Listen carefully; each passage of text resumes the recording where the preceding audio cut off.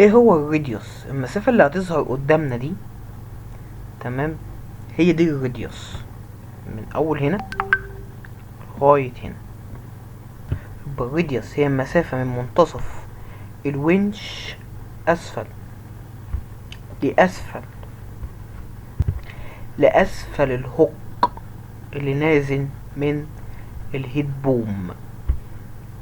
انا جايب لك هنا شكل مثلث، هنلاقي ان الابعاد الدايمنشنز اثناء عمل الموبايل كرين بيديني شكل مثلث. فانا عندي الزاويه دي A والزاويه دي C والزاويه دي B. دي الابعاد والدايمنشن بطريقه عمل موبايل كرين هيديني شكل مثلث. يبقى انا مهم جدا بالنسبه لي اعرف طول اضلاع التلاتة دول.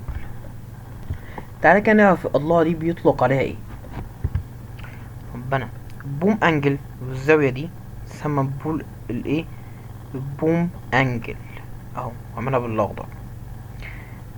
تمام، خلاص عرفنا ان دي اسمها زاويه البوم.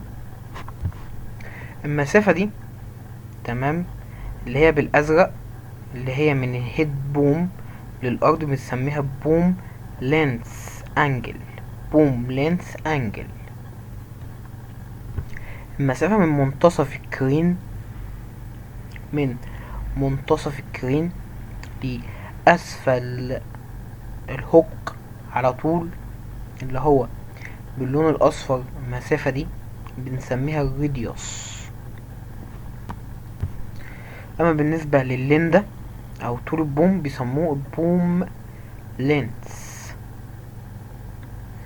بوم لينس. ده في فرق بين بوم أنجل واللينس أنجل. وهنا بوم لينس.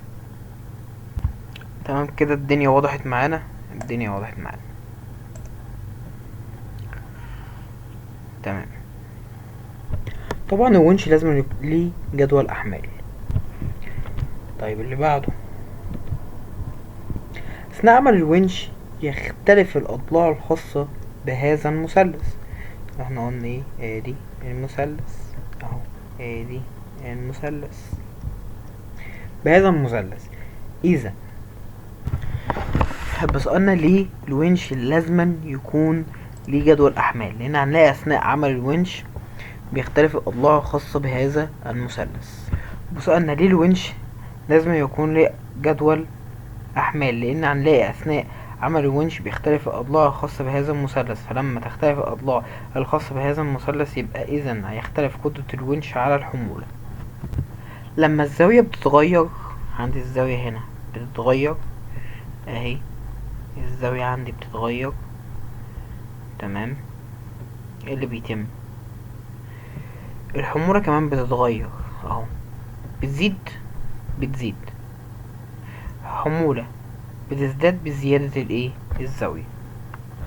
بتاني يا شباب، لما الزاوية بتتغير، ادي الزاوية بتتغير، تمام، الحمولة هي كمان بتتغير. الزاوية اتغيرت، الحمولة اتغيرت،